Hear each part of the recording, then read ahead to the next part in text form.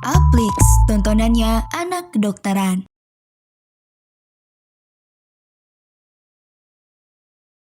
Halo teman Agnes, kembali lagi bareng aku, Kak Adel. Di video kali ini kita akan belajar tentang forensik, khususnya traumatologi.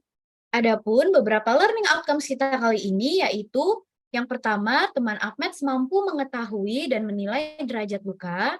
Yang kedua, mampu mengetahui jenis-jenis trauma akibat kekerasan dan kecelakaan. Terakhir, teman Ahmed mampu mengetahui dan membedakan masing-masing jenis trauma.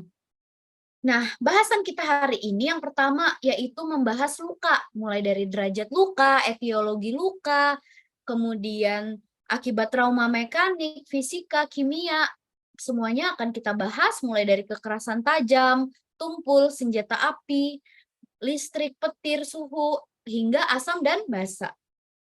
Kita mulai dari derajat luka dulu.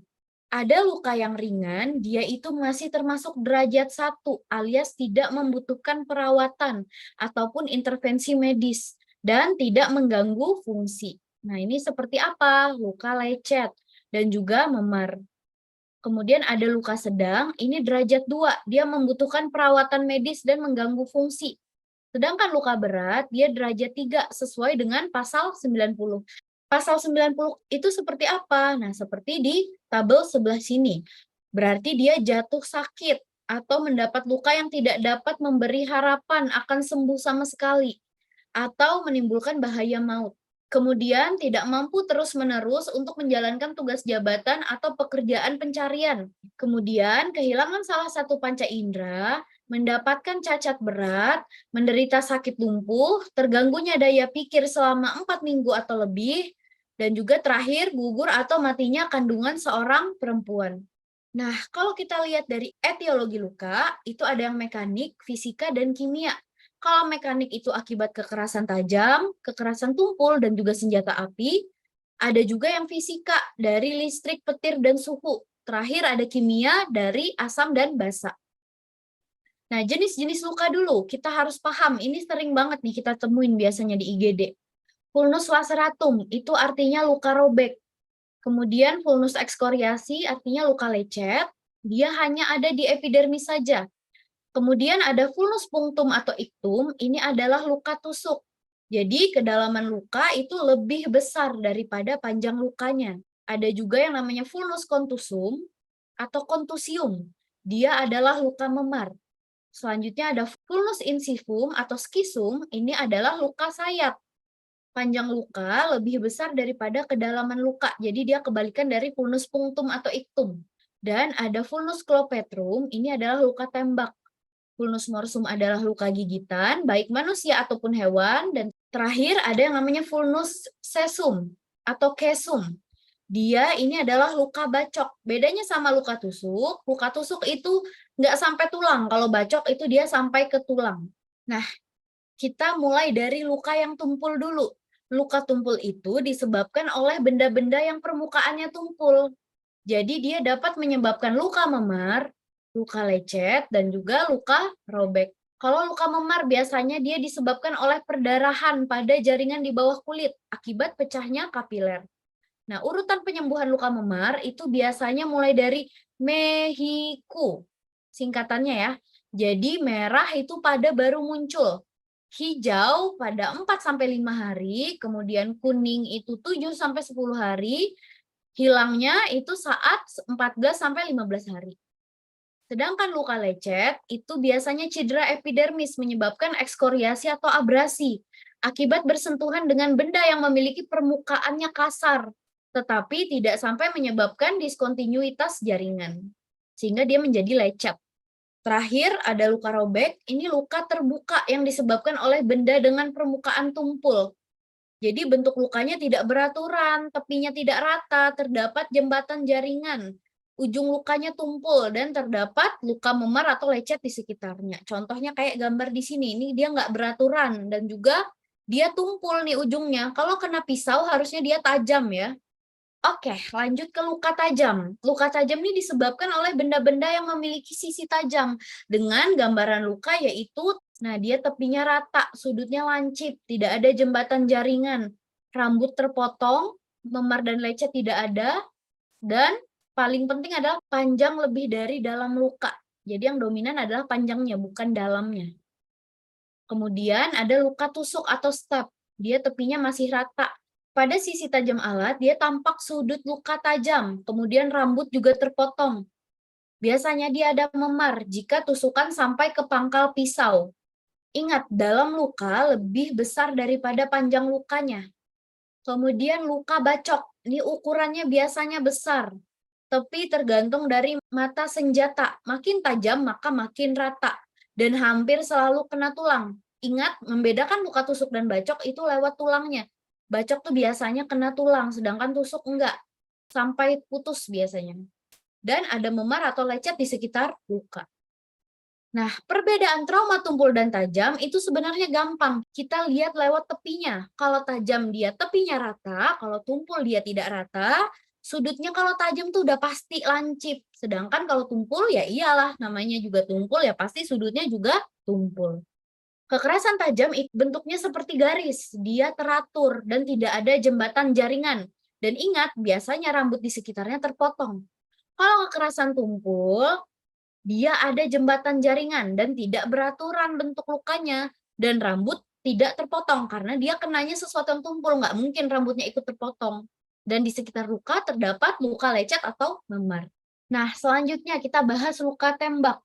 Luka tembak itu ada yang tempel atau kontak, kemudian sangat dekat alias kurang dari sama dengan 15 cm. Selanjutnya ada luka tembak dekat dan juga luka tembak jauh yang lebih dari 60 cm. Kalau luka tembak kontak, dia ada jejak laras, ada stelata atau bentuk bintang, ada kelim api dan jelaga, tampak tato plus kesat dan juga lecet. Nah, bingung kan gimana? Jadi kita lihatnya lewat sini, ada jejak laras dan juga bentuk bintang atau stelata. Jadi yang hijau ini yang membedakan dari luka tembak lainnya. Kemudian untuk yang sangat dekat atau kurang dari sama dengan 15 cm, dia ada kelim api atau luka bakarnya. Itu positif. Ini khas dari luka tembak yang sangat dekat. Ada jelaga, tato, kesat, dan juga lecet. Berpindah pada luka tembak dekat, dia itu lebih dari 15 cm, tapi kurang dari 60 cm. Tergantung jaraknya, kalau kurang dari sama dengan 30 cm, maka ada kelim jelaga. Kalau kurang dari 60 cm, maka ada kelim tato. Sisanya itu mengikuti. Terakhir ada luka tembak jauh, lebih dari 60 cm. Dia udah pasti ada kelim kesat, lecet, atau tidak ada kelim tapi hanya ada lubang.